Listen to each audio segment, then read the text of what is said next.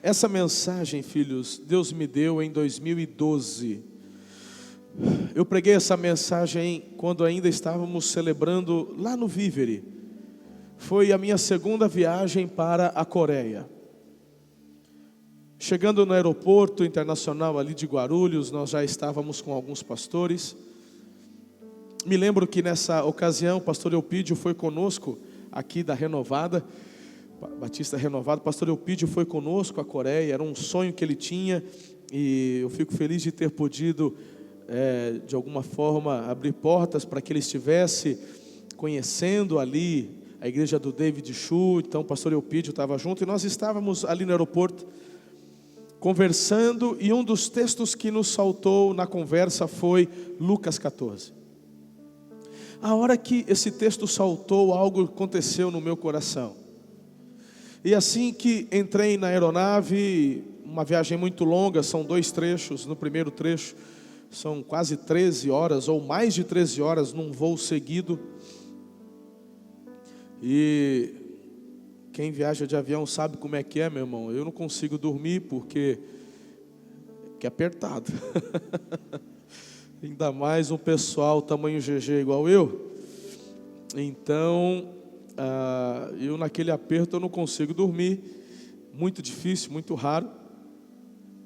E eu então estava lendo e o Espírito de Deus me deu essa mensagem nessa viagem de ida. E assim que retornei, eu preguei essa palavra, e foi um momento que marcou muito a história da igreja, a vida da igreja, mas a igreja mais que dobrou desde 2012 para cá. Ela mais que dobrou. E diante da conferência que tivemos, Rafá, segunda e terça passada, alguns dos meus filhos falaram: pastor, o senhor tem que pregar aquela mensagem, corra ou perderá o jantar. E quando eles disseram isso, testificou no meu coração, e eu fui orar e o Senhor confirmou. Então, é essa palavra que eu quero compartilhar com vocês. Alguns vão relembrar e outros pela primeira vez ouvirão. Corra ou perderá o jantar. Eu queria que você lesse comigo em alta voz o primeiro texto de Mateus capítulo 5, versículo 6. Na mesma versão, aí no multimídia, na linguagem de hoje, bem forte. Leia comigo de primeira, vamos lá? Felizes as pessoas que têm fome e sede de fazer a vontade de Deus, pois Ele as deixará completamente satisfeitas. Agora vamos para Lucas capítulo 14, a partir do versículo 12. Agora você acompanha a leitura que eu estarei fazendo. Depois Jesus disse ao homem que o havia convidado: quando você der um almoço ou um jantar, não convide os seus amigos, nem os seus irmãos, nem os seus parentes, nem os seus vizinhos ricos, porque certamente eles também o convidarão e assim pagarão a gentileza que você fez. Mas quando você der uma festa, convide os pobres, aleijados, coxos, cegos, e você será abençoado, pois eles não poderão pagar o que você fez, mas Deus lhe pagará num dia em que as pessoas que fazem o bem ressuscitarem. Versículo 15 em diante. Um dos que estavam à mesa ouviu isso e disse para Jesus: felizes os que irão sentar-se à mesa no reino de Deus. Então Jesus lhe disse: certo homem convidou muita gente para uma festa que ia dar. Quando chegou a hora, mandou o seu empregado dizer aos convidados: venham, que tudo já está pronto. Mas eles, um por um, começaram a dar desculpas. O primeiro disse ao empregado: comprei um sítio e tenho de dar uma olhada nele, peço que me desculpe. O outro disse: comprei 5 juntas de bois e preciso ver se trabalham bem, peço que me desculpe. E o outro disse: acabei de casar, por isso eu não posso ir. O empregado voltou e contou ao patrão. Ele ficou com raiva, diga comigo, raiva. Ele ficou com raiva e disse: vá depressa, pelas ruas, pelos becos da cidade, e traga os pobres, os aleijados, cegos e coxos. Mais tarde, o empregado disse: patrão, já fiz o que o senhor mandou, mas ainda tem muito lugar sobrando. Aí o patrão respondeu: Vá pelas estradas, pelos caminhos e obrigue os que você encontrar ali a virem, a fim de que a minha casa fique cheia. Diga cheia. Pois eu afirmo a vocês que nenhum dos que foram convidados provará o meu jantar. Até aqui. Sabe, talvez como eu, tenho quase que certeza que todos vocês já foram convidados para muitas festas, jantares, aniversários. É algo comum, algo normal, natural, talvez com mais frequência, com menos frequência, mas todos já receberam um convite. Existem festas que as pessoas dizem assim: rapaz, essa é a festa da década, você não pode perder. Eu me lembro quando o Ronaldinho foi casar com a Cicarelli, num castelo. Alugaram um castelo para fazer o casamento. O casamento. E quando o príncipe, lá, o neto da rainha Elizabeth foi casar, gente, como é que ele chama? Príncipe William foi casar. Gente, mas foi um negócio na Inglaterra. Ninguém pode faltar. Era a gente no Brasil tentando conseguir convite para chegar naquela festa. Eu não posso perder. Acontece o seguinte, filhos. Muitos que gostariam de ter ido na festa do Ronaldinho ou na festa do Príncipe William, muitos que queriam não foram. Não conseguiram convite. Não é qualquer um, não é? Mas depois que passou o casamento, te pergunto, qual a diferença na vida dos que foram e dos que não foram? Os que foram talvez tiveram assunto para uns dias, 2 semanas a mais. Você viu? Eu vi você, eu vi demais, Irmão, aqui nesse salão, antes de se tornar igreja, não é? Antes de se tornar igreja, isso aqui não é salão de eventos, isso aqui é uma igreja, tá bom? Fico bravo, rapaz. Da próxima vez que a televisão vier fazer cobertura do Alto de Páscoa, se não colocar a igreja, também não quero que divulgue na televisão. Que palhaçada. Centro de eventos. Que centro? Isso aqui é uma igreja, rapaz. Mas que coisa. Não quer fazer, então também não divulga, ué. Isso aqui não é centro de eventos, isso aqui é uma igreja, se transformou numa igreja. A partir do momento que a gente alugou, está no nosso nome, é uma igreja isso aqui. Palhaçada, mas bem. Então, antes de se tornar uma igreja, tiveram muitos casamentos aqui, que eu ouvi falar. Não conheço as pessoas, não sei, mas eu ouvi. Eu ouvi das pessoas que planejaram. Teve casamento que custou milhões, feito aqui. Teve casamento que, Gilberto, compraram metros ou quilômetros de carpete. Sabe esse carpete que você tem que dividir em 10 vezes para colocar lá na tua casa? Então, eles compraram o carpete para colocar, sabe aonde? Na grama. E depois que usaram, sabe o que fizeram? Jogaram fora. Foram caçambas e caçambas do disco entulho alugado só para poder enrolar esses carpetes e jogarem. Quando nós chegamos aqui, ainda tinha um pouco de carpete lá nas casas velhas que tinha ali do lado, que o pessoal viu alguns. Lembra disso? Era um carpete azul marinho. Ficaram com dó de jogar fora. O que vai fazer? A gente comprou para o casamento, já usou, joga fora. Carpete, irmão. Tem umas festas que as pessoas falam, você não pode faltar. Meu irmão, mas tanto eu quanto você já faltamos em eventos assim. Por motivo de doença, motivo de viagem, motivo de um outro compromisso que apareceu. E a tua vida não mudou em nada. Não mudou. Você não foi, mas tudo bem.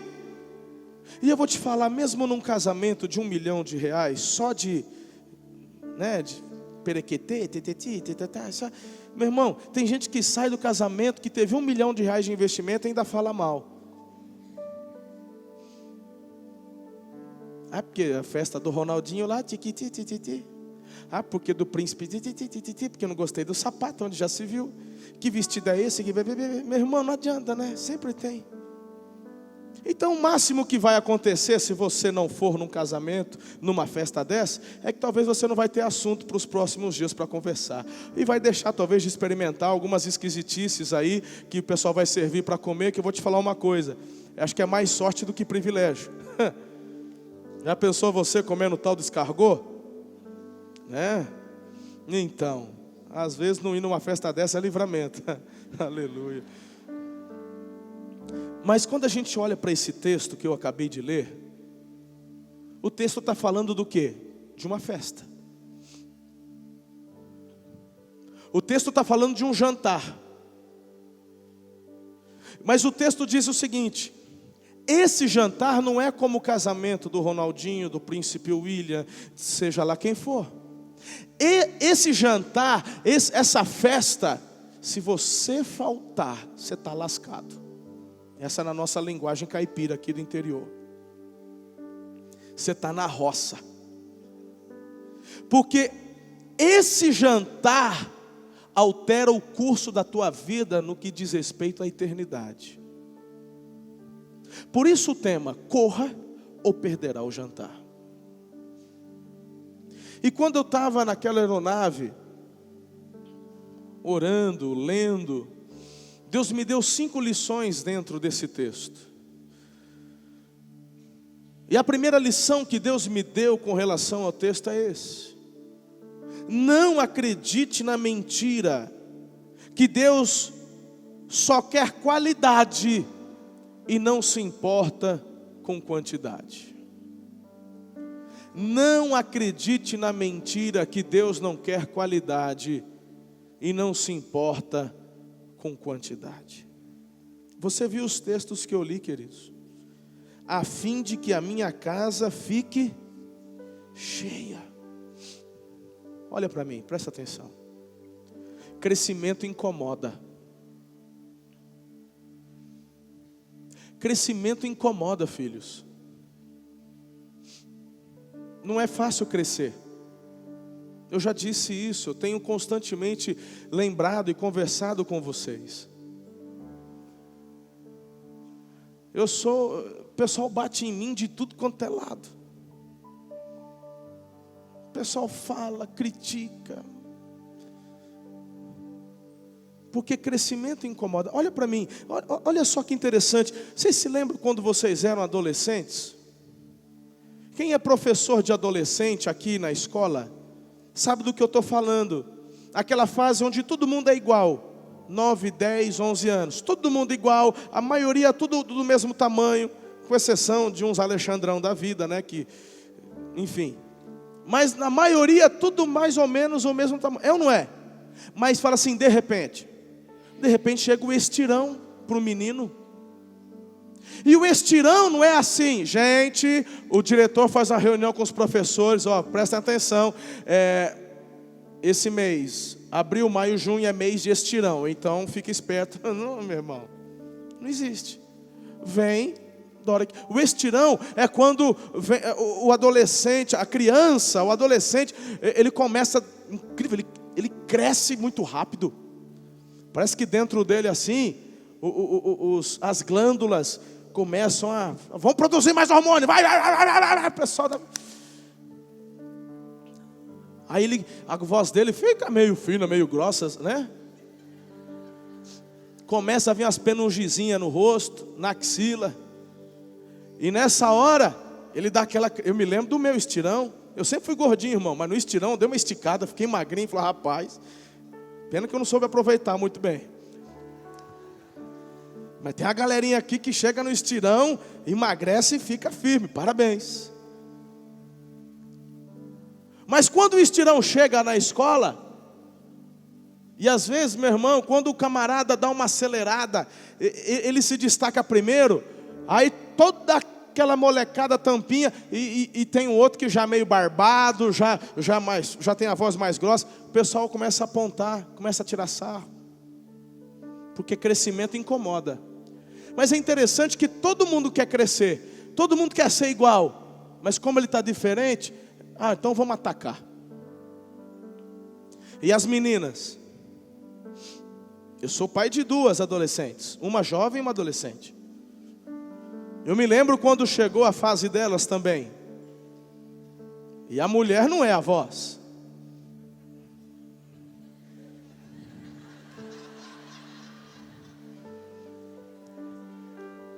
Aí, chega na escola e começa a crescer, não é? É interessante. O que normalmente elas fazem? É nessa fase que, se não tem o apoio, o diálogo, a conversa, muitas começam a ter problema de coluna, porque elas começam a ficar assim. Lembra? É ou não é? Por que elas fazem isso? Vergonha, porque crescimento incomoda. Os meninos tiram...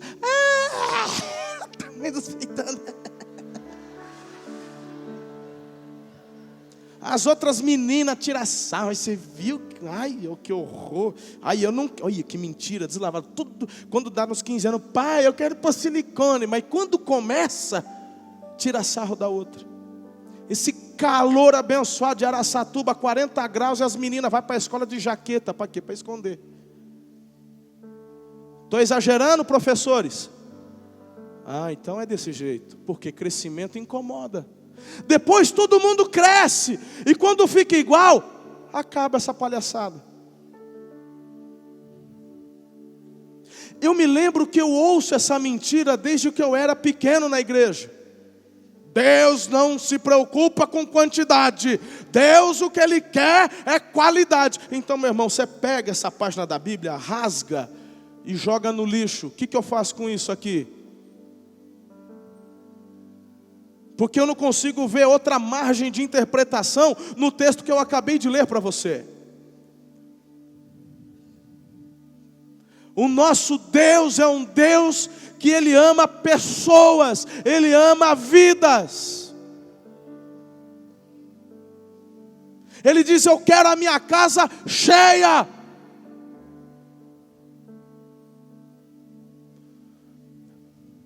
Jesus, Ele fala: ei, na casa de meu pai, tem uns puxadinhos que eu fiz lá. Olha, de vocês, meus discípulos, está garantido, viu? Depois a gente vê, tem muita gente que vai nascer até 2016, tem muita gente que vai nascer, mas o de vocês está garantido. Tem uns puxadinhos lá, fica tranquilo. É isso que Jesus fala? Ele fala: na casa de meu pai, existe o quê? Há muitas, fala comigo, muitas. Há muitas moradas, do contrário, eu mesmo diria a vocês. Do contrário, eu falo, mas tem muita. No céu não tem puxadinho não, gente. No céu não é igual São Paulo, num terreninho de 5 por 20, tem 5 casas uma em cima da outra. Pelo amor, não, lá no céu não tem puxadinho. A Bíblia fala, Jesus diz, tem muita morada. Eu preparei o lugar. E Ele diz, eu quero a minha casa. A gente está vivendo uma mudança na cultura, onde cada vez as pessoas querem ter menos filhos. Mas aí de vez em quando a gente encontra uns corajosos que falam, pastor, eu quero pelo menos um time de futebol de salão. O Luquinhas mesmo falou, se prepara, Dani, ele quer uns 6 pelo menos. Ele leva a sério esse negócio de frutificar e povoar a terra. Pastor Fabrício, outros 6. Queridos, quando você fala assim, eu quero ter 6 filhos, e se Deus te dá a bênção de poder construir a casa, se você, com a tua esposa, ela também concorda que isso aqui é importante, né? Ela tem que concordar também, né? Se ela comprar, não, é isso aí mesmo, e são 6. Aí, então, meu irmão, aí você pode construir. Quando você vai construir, já que você quer ter 6 filhos, você vai fazer uma casa com 2 quartos? Por isso que Jesus fala, na casa do meu pai tem muita morada. Muita. Agora é claro, meus filhos, que o Senhor nos ama demais, para quando nos aproximamos dEle, ou nos aproximarmos dEle, Ele permitir que eu continue da mesma forma. Ele quer me transformar. O Espírito de Deus, Ele trabalha no meu caráter, para que o meu caráter se assemelhe cada dia mais ao caráter de Jesus. Então Ele me ama demais, eu não vou continuar da mesma forma, eu venho a Jesus, mas eu vou sendo transformado dia após dia. Mas tem gente que fica preocupado, Não, porque... Agora a onda que estão falando por aí, que assim, como é? Que essa igreja é fogo de palha, né? Que daqui a pouco acaba. Então deixa eu te falar, esse fogo de palha já completou 80 anos no mês passado. Para começo de conversa. Esse fogo de palha é uma igreja séria, de caráter ilibado. Não começou de forma aventureira, foi começar debaixo de oração, de jejum. Eu reconheço aqui o trabalho de todos os pastores, sem exceção de ninguém, que passaram por esse trabalho semeando, e o que semearam nos abençoaram para que chegássemos até onde estamos hoje, e continuaremos semeando para que essa igreja prospere até a volta de Jesus. Mas dizem, porque o que falam por aí é isso aí, que encher a igreja é fácil. Então enche a sua.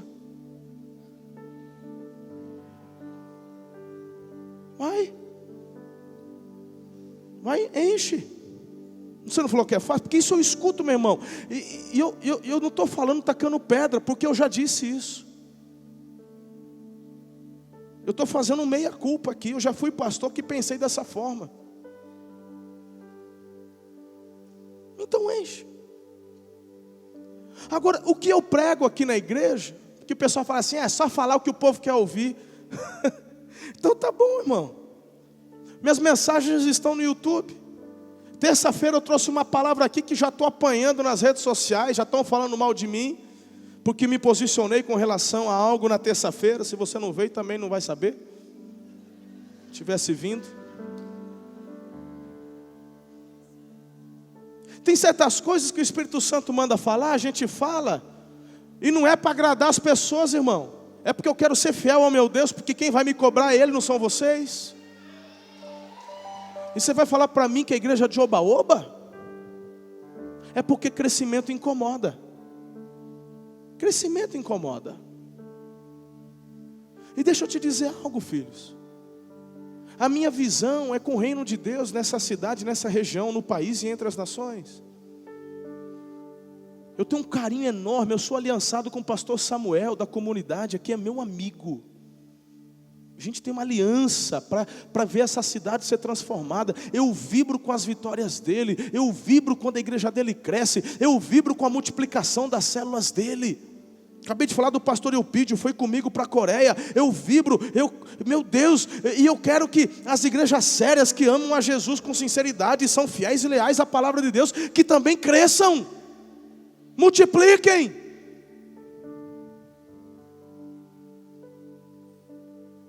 O que não dá mais é para ficar se escondendo atrás dessa conversinha mole, que Deus quer qualidade e não quer saber de quantidade. Isso é uma mentira do inferno. Não está no coração de Deus. Meu irmão, o que eu faço com João 14:12? Digo-lhes a verdade, aquele que crê em mim fará também as obras que tenho realizado. Fará coisas ainda maiores do que estas, porque eu estou indo para o Pai. É interessante quando eu olho para Jesus. Jesus chega para os seus discípulos e falam: olha, eu estou retornando, vocês vão continuar e vocês vão fazer obras maiores. Jesus curou, pregou, libertou, deu de comer, amou, perdoou. Meu irmão, Jesus, e ele falou: vocês também vão fazer, mas vai fazer muito mais. E você fala para mim que Ele quer qualidade em detrimento da quantidade? Eu não estou falando que Jesus despreza a nossa qualidade de vida cristã. Eu já disse e estou reafirmando isso. Mas dizer que Ele não se importa com quantidade, que Ele não se importa com almas. Eu ouvi, meus irmãos, no início, quando eu cheguei há 8 anos atrás, quando eu comecei a falar que queria viver um avivamento, quando eu comecei do púlpito falar: olha, nós vamos ganhar, vamos pregar para as prostitutas, vamos pregar para os traficantes.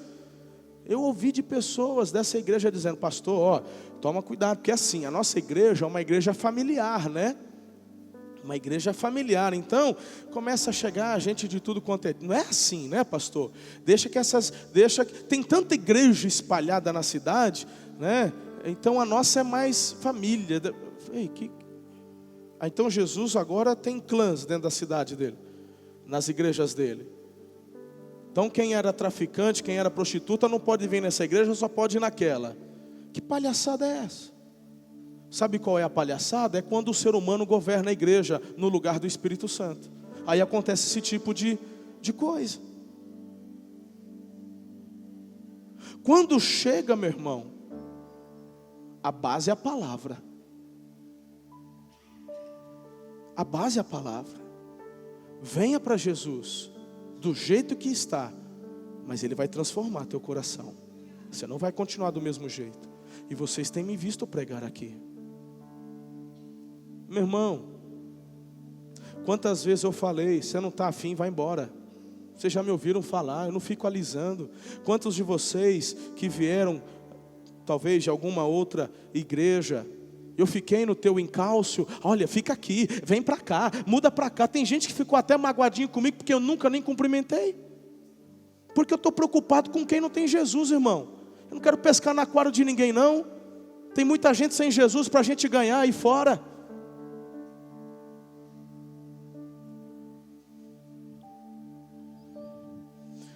Tem tanto assunto que eu poderia deixar quieto e não falar nada para não arrumar para a minha cabeça. É ou não é? Vamos falar que o povo quer ouvir, mas vocês me conhecem. Agora, falando o que a gente fala, pregando o que a gente prega. A igreja está crescendo, te pergunto por quê? Porque é a vontade do Pai. É a vontade do Filho, é a vontade do Santo Espírito de Deus. Porque Ele quer, diga comigo, a casa cheia. Estamos juntos até aqui? A segunda lição que Ele me deu. Deixa eu ler João 15:5 com vocês, para encerrar esse ponto. Eu sou a videira, vocês são os ramos. Se alguém permanecer em mim e eu nele, esse dá muito fruto. Pois sem mim vocês não podem fazer coisa alguma. Então a frutificação vem do ramo que está ligado em Jesus. A segunda lição: entenda o tamanho e o cuidado, o tamanho do cuidado e amor com que o Pai preparou essa grande festa para você. Você tem que entender isso. Olha lá o versículo 16 e 17.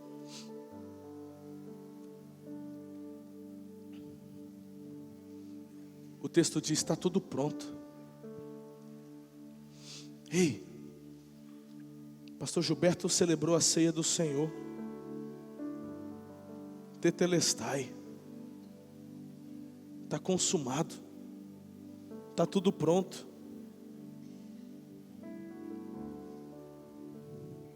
Jesus morreu por nós antes da fundação do mundo, diz a palavra de Deus. Jesus não é plano B. Ui, o homem pecou, o que a gente vai fazer? Sei lá, e agora? Rapaz, você sabe que a minha justiça exige sangue como pagamento pelo pecado. E agora? Quem que vai morrer? Não, meu irmão, foi tudo determinado antes da criação. Esse jantar, porque você é inteligente, você já entendeu. Jesus fala de um jantar, e esse jantar é a salvação. Esse jantar, querido, é a comunhão da mesa. Ele quer você junto dele, Ele quer você perto dele. Entenda o amor, o cuidado com que Ele planejou tudo isso. Não foi assim do nada.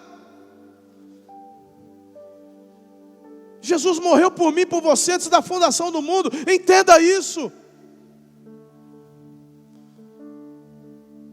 E eu naquele voo, Deus falando comigo: veja, Marcelo, veja cada detalhe.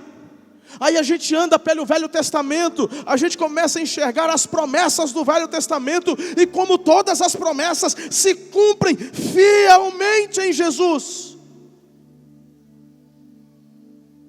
A gente vê a promessa liberada sobre Abraão, de Abraão para Isaac, de Isaac para Jacó, e Jacó em Gênesis 49, se não me falha a memória, a partir do versículo 8, quando ele declara sobre Judá, e ali ele traz uma bênção messiânica sobre a vida de Judá. E ele olha para o filho Judá e diz: da sua descendência virá aquele que lavará as vestes no vinho, aquele cujo cetro não se apartará da sua mão. E a gente vai vendo em cada detalhe do Velho Testamento Deus profetizando Jesus. Quando a serpente é levantada no Velho Testamento por conta dos israelitas que estavam morrendo, Deus fala: levanta uma serpente de bronze. Quando eles olharem para aquela serpente, eles serão curados quando forem picados pelas cobras. E aquilo tudo era um tipo do que haveria de acontecer no futuro, porque o Senhor Jesus se fez maldição por nós. Ele foi levantado no madeiro, e nós olhamos para Jesus naquele madeiro. Ele se tornou maldição por nós, mas quando eu olho com fé no sacrifício que Ele fez, diz a palavra: eu sou curado, sou sarado, eu sou liberto. Tudo isso é o cuidado, tudo isso é o amor com que Ele preparou esse jantar. A gente vê nos profetas, a gente vê em Davi, quantas profecias, quantos detalhes, quanto amor. Meu Deus, quando a gente vai olhando, uma das matérias muito interessantes da teologia é tipos e tabernáculos. Como a gente vê, às vezes você está lendo Levítico, Deuteronômio, você está lendo ali Números, você não consegue entender o porquê disso, é tanta coisa. Meu irmão, tem Jesus em cada detalhezinho ali. Tudo isso é o amor e o cuidado com que Deus preparou essa festa para você. Eu olho então para a terceira lição, o Espírito Santo diz assim: Marcelo, tem mais. E ele fala: da mesma forma com que eu amo, eu cuido, preparei cada detalhe. Mas o pouco caso das pessoas diante do meu convite atrai a minha ira, que é santa. E você viu ali, queridos, eu já li para você os versículos 18 a 21. O texto fala que aquele homem ficou com muita raiva. Eu queria te ajudar a entender um pouco mais isso. Quantas mamães aqui têm filhas que já passou dos 15 anos? Levanta a mão, deixa eu ver. Várias mamães, amém. Pensa comigo, eu quero te ajudar a entender o que está acontecendo. Você, mamãe, se você não nasceu em berço esplêndido, se você, como cada um de nós, é na base da luta, é na base da economia, não é? Você, tua filha vai fazer 15 anos e você então quer planejar o quê? A festa de 15 anos. A famosa festa de 15 anos. Então, você começa a planejar essa festa pelo menos um mês antes, é isso? Não, meu irmão, você começa a planejar o aniversário dela quando ela tem 12 anos. Tem algumas mães aqui que começam a planejar quando nasceu, né?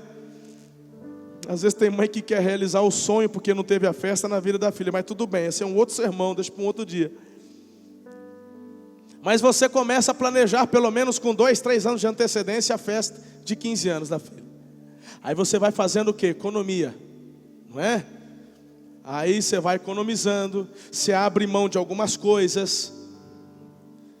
Você não... final de semana, você não come fora, você economiza aqui, porque na verdade você tem um objetivo. Aí chega o ano da festa, aí onde, né? É onde a porca torce o rabo, né? Aí é aquela famosa conversa: benzinho, a gente precisa conversar. O homem fala: eu sabia que ia chegar esse dia. Aí sentam à mesa, a esposa, o marido e a filha. Aí o pai fala: não, já estou sabendo, vamos fazer a festa, né? Festa para 50 pessoas. Você, não, se for fazer 50, nem faz. Se for fazer 50 essa palhaçada, então não vou fazer. Mas espera aí, o quê? 60? E o homem vai tentando ganhar, né? De 1 em 1, 10 em 10. Aí ela consegue convencer, fecha em 300. Quando chega nos 300, então fechou? Vai ser para 300? Vai ser para 300. Aí vai procurar salão para 300 pessoas. É o buffet para 300 pessoas. Aí vai fazer o vestido. Aí ele chega, a mãe chega para o marido e falou: tem que pagar a costureira. O do primeiro vestido. Como assim do primeiro? Não, porque são 2. Mas só tem uma filha. Não, porque é uma na hora que entra, é outra depois da meia-noite. Se duvidar, lá depois das 12 badaladas tem mais outra, meu irmão. Aí o pai já fica desesperado. Aí vai fazer a lista de convidados. Fulano, Beltrano. Aí a menina, chama a fulana. Eu não conheço a fulana, mas é minha amiga, mãe. Mas eu não conheço, tira. Aí daqui a pouco, põe a Beltrana. Aí a menina fala: mas eu não conheço, quem que é? Você não conhece a filha dela, mas a mãe dela é minha amiga, põe. Aí, tipo assim, bem democrático, né? Meu irmão, chega o dia da festa. O convite está marcando às 19h30. Você está há 3 anos planejando a festa da filha. Faz 2 anos que você não compra um sapato novo para você. O marido não trocou de carro. A casa tem reforma para fazer, tem pintura, mas vão fazer a festa, né? Contratou fotógrafo, contratou o Gustavo, contratou o filmar, fez, meu irmão, tudo que podia. Precisa festa de casamento. Tem umas festas de 15 anos, irmão, que dá um dó no coração. Falou: podia já aproveitar e casar alguém, né? Porque é tanta coisa. Parece que... Pensa que... Bom, deixa pra lá. Eu fico me queimando de público. Enfim. Mas aí chega às 7h30, tá lá o convite. A menina já botou o vestido, mas tá lá na salinha, no ar-condicionado. Ela não entra, tem que esperar. Porque ela faz a entrada apoteótica, né? Coloca um ventilador de baixo para cima, o negócio esvoaça assim. Então, mas ela está lá esperando. Mas dá 7h30, não chega ninguém. Dá 8 horas, não chega ninguém. Quando dá 8h15, chega a primeira. Fala: hoje é moda atrasar. Aí tudo não tem problema. Mas dá 9 horas, tem 10 pessoas. Dá 10 horas, tem 15. Para uma lista de 300. E a menina, meu irmão, já... não tem ar-condicionado que segure as lágrimas. Já está chorando lá. Parecendo um urso panda. Borrou maquiagem, fez um negócio. Quando dá 10h30, meu irmão, é aquilo lá mesmo. Tem 20 pessoas na festa. Qual que é a sua reação, mãe? Você vai chegar para a tua filha: é assim mesmo, filho, é normal. A gente faz lista de 300, só vem, é isso, 1%, 2% no máximo. Ou você vai chorar, ou você vai falar: que falta de compromisso. Será que ninguém desconfia que para o nome dela está na minha lista porque você é importante para nós? Será que ninguém percebeu que o que eu estou fazendo é fruto de um esforço? Será que ninguém percebeu que por 3 anos, você sabe que ia ficar 2 anos, você comprou um sapato novo? Aí ela já começa a surtar, né, irmão? O marido já fica preocupado, liga para o pastor e tal. Que o pastor não foi chamado para a festa, porque depois da meia-noite o pau quebra, então é melhor nem chamar o pastor. Mas nessa hora chama: pastor, vem aqui, vem confortar a menina, tal.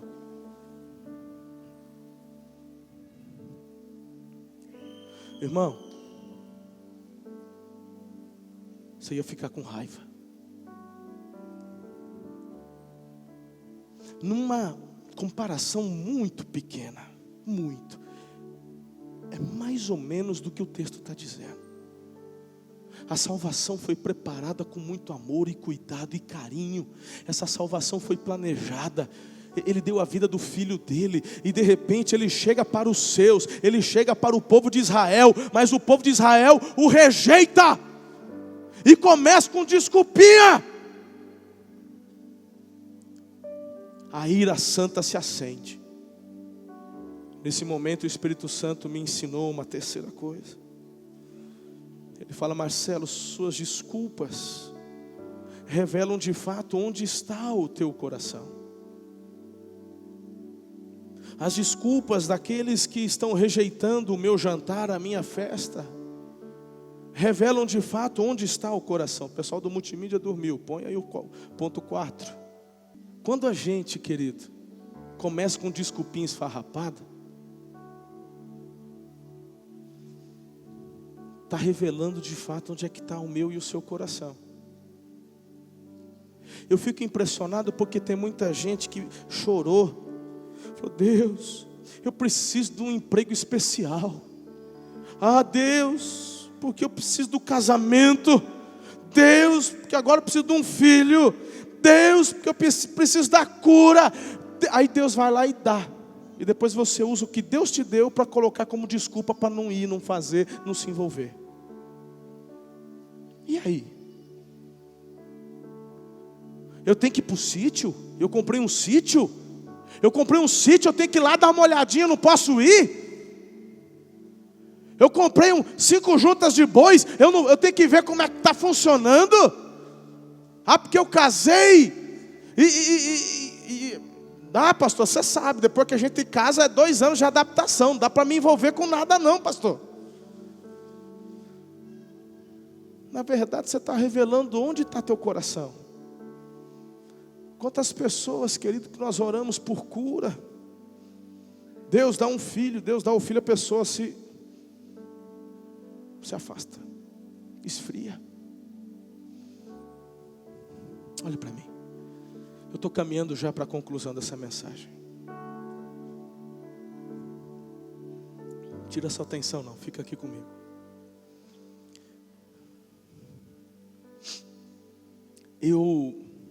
Em 2012, eu acho,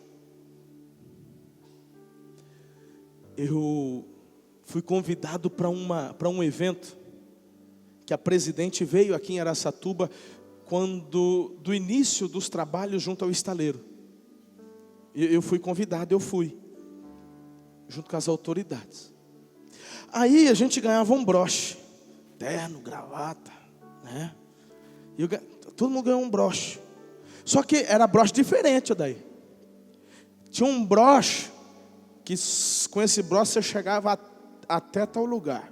Tinha um outro broche que você chegava, e tinha um outro que você chegava até nela. Eu ganhei um broche que eu fiquei na antessala. Lá na sala dela só ficou uns 4, 5. E eu fiquei num antes. Pensa num negócio chique. Era prefeito, governador, né? Tinha, meu irmão, cheio de garçom, um monte de coisa bonita, um monte de comida diferente. E eu estava lá naquele lugar, conhecia alguns, outros não. E aí, meu irmão, para não pagar mico, eu peguei um copo d'água. Porque tinha uns negócios tão diferentes que eu não sabia, que era para olhar ou para comer. Então, pela via das dúvidas, peguei a água, falou, pelo menos não pagar mico. E eu ficava na água e o pessoal... E eu fazendo aquela cara de entendido. Oh, sim, claro. Porque o PIB... Porque a bolsa... Oh, sim, é. Aí quando eu vi que conversa... Porque é assim, ele começa a conversa... Daqui a pouco ele te pergunta. Então, antes de ele perguntar, eu já ia para outro. E repetia a mesma coisa. É o PIB? Que é a bolsa. Antes de ele perguntar, eu já... Aí, meu irmão, tinha gente que estava em casa. O garçom passava, pegava, botava na boca, já pegava outro com a mão. Eu falei, O máximo que eu fiz foi dar uma levantada no dedinho para parecer que eu sou chique. Estava lá com a minha água. O garçom passava, oferecia, falou, obrigado. Vai que alguém vai conversar e fica um pedaço de alface no dente, então, né? Mas pensa no banquete, cara. Faltou comida, não. Uns negócios diferentes. Deu vontade de comer, mas não. Deixa quieto, deixa passar. Mas deixa eu te dizer uma coisa. Um ano antes, se não me falha a memória, nós fizemos um acampamento, pastor Gilberto, para 200 homens. 2010 ou 2011. Gilberto é bom de memória, melhor que eu, talvez 2011. Fomos para a beira do Paranazão, lá Panorama, um acampamento grande, 200 homens aqui da igreja. Nós vamos para lá. O acampamento começou sexta à noite, sábado e terminou com domingo no almoço. E a gente voltou para o culto aqui. O Batata, né? Batata que, nosso Batata, lá de Epitácio. Ele comprou 11 PA de costela. Não, é daqui para, não é lá no chão, é daqui a aqui, assim. PA. PA é aquela costelona, né, irmão? Que pega a parte inteira da costela do boi. E ele começou, ele chegou sexta de madrugadinha lá, Roberto. E botou 11 PA desse no fogo de chão. Oh, glória! 11! Cada PA de costela desse tamanho. E ele desde cedo ali, e aquela fogueira, e aquelas costelas, né? Não, você enfinca no chão assim. Ele tem uns equipamentos que ele mesmo fez lá, e fogo de um lado, fogo do outro. E meu irmão, a gente chegou depois das 8 da noite na sexta. Estava desde cedinho, pelo menos 10 horas aquela costela lá. Aleluia. Chegaram os homens, chegaram os ônibus.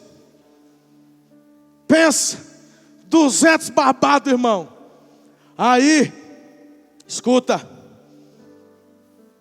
não tinha refeitório fechado, não tinha prato, tinha garfo, não tinha nada. Tinha uma mesa de madeira que estava ali. A gente pegou aquela mesa, a gente lavou bem direitinho com a mão assim. Joga aí! Rapaz, do jeito que ele catava aquela costela do chão, jogava em cima da mesa. Pensa nos Neandertal que começaram. Meu irmão, era uma visão, assim, uma coisa impressionante. Tinha nem que pegar aquela costela, aquela gaita e saía. Parecia um Flintstone. Teve um irmão que eu não vou falar quem é. Você não tem pratinho? Que pratinho, rapaz? Pega isso aí e come.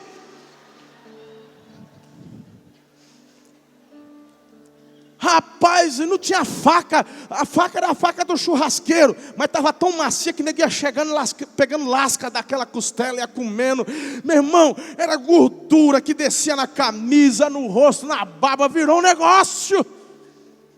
E o povo comendo e conversa, e toma tereré, e conversa, e daqui a pouco essa já foi. Já joga, já vem outra. Meu irmão, foram 11 PA de costela. Não tinha arroz, não tinha salada, coisa de homem. Fosse mulher, já queria fazer um alface com rúcula. Não, irmão. Eu nem sei, que tinha uma panela de mandioca cozida, que do jeito que cozinhou ficou. Não põe nem a mão.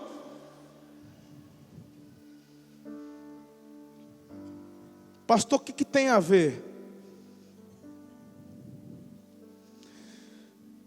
Tem tudo a ver.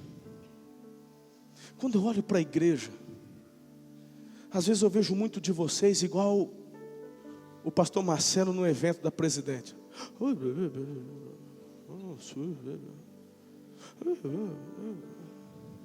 Aí você está, meu irmão, ou na frente ou no fundo, não importa o lugar, você vê, o Espírito de Deus está agindo, o Espírito de Deus está movendo, está falando, e aí você vê gente que se lança, que chora, que vive, e que se banqueteia com o que o Espírito de Deus dá, e você está de longe vendo isso.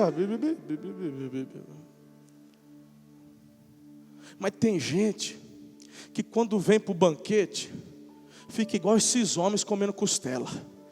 Se lambuza, ele mergulha, ele não quer saber, ele enfia a mão, ele pega um pedaço, ele quer participar, ele quer comer, ele quer experimentar, porque esse banquete quem está me dando é o Espírito de Deus, é o Senhor quem quer gerar isso em mim, é Ele quem quer compartilhar dele com você e comigo.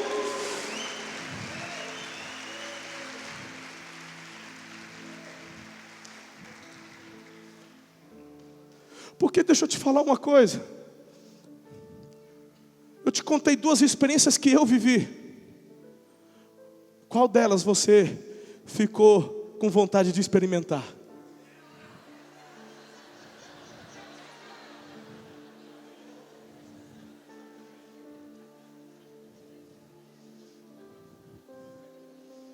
Quando você está num culto como esse, se banqueteia com o que Deus está te dando. Quando você sai daqui, você talvez vai parar ali na padaria, tomar um lanche, comer uma pizza.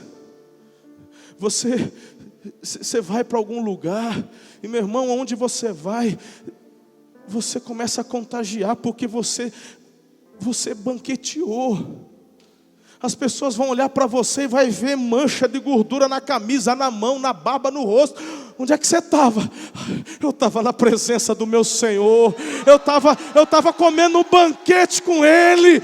Eu sei que você está percebendo, porque não tem como não perceber. Não tem como você falar que eu não estava lá, porque tem marca em mim. E as pessoas vão falar assim: me leva para comer junto. Você fala: já tem terça-feira, quarta-feira tem a célula. Vem porque você vai comer dessa comida. E esse jantar, você não pode ficar sem. E quando você experimentar, meu Deus, vai ser demais. Quem está entendendo? O 5º ponto eu quero dar para você, com você em pé, em nome de Jesus.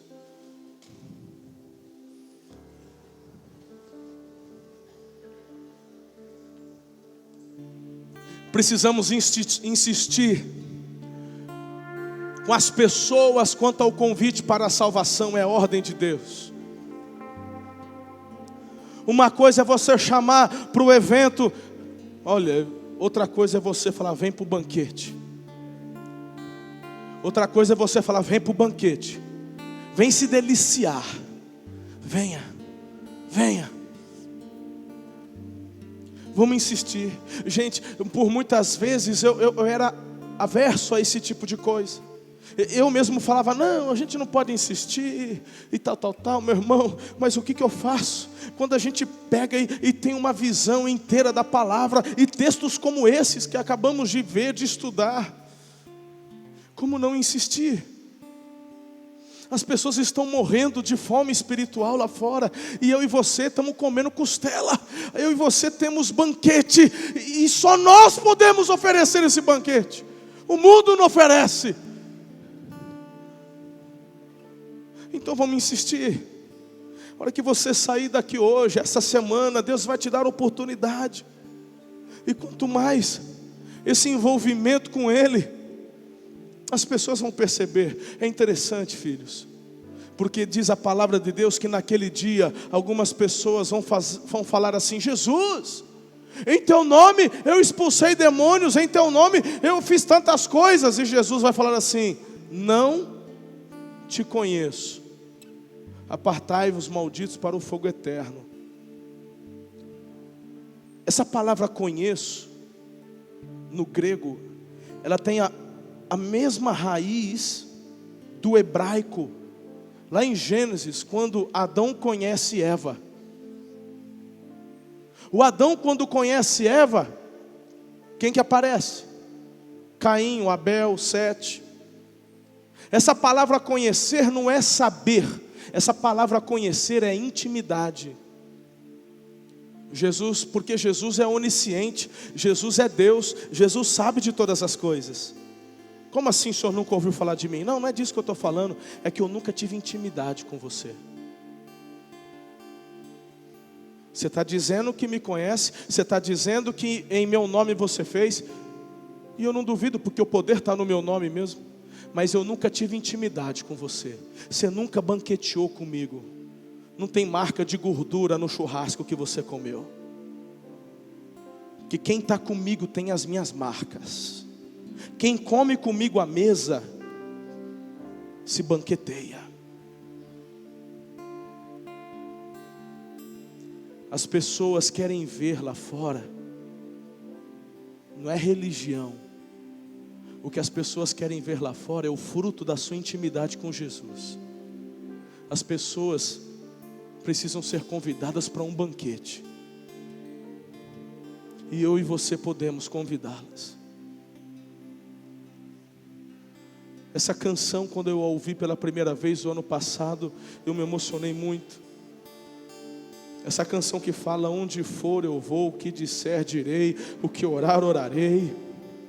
É isso que está faltando para nós, igreja. Fazer o que está no coração de Deus. Insistir com as pessoas.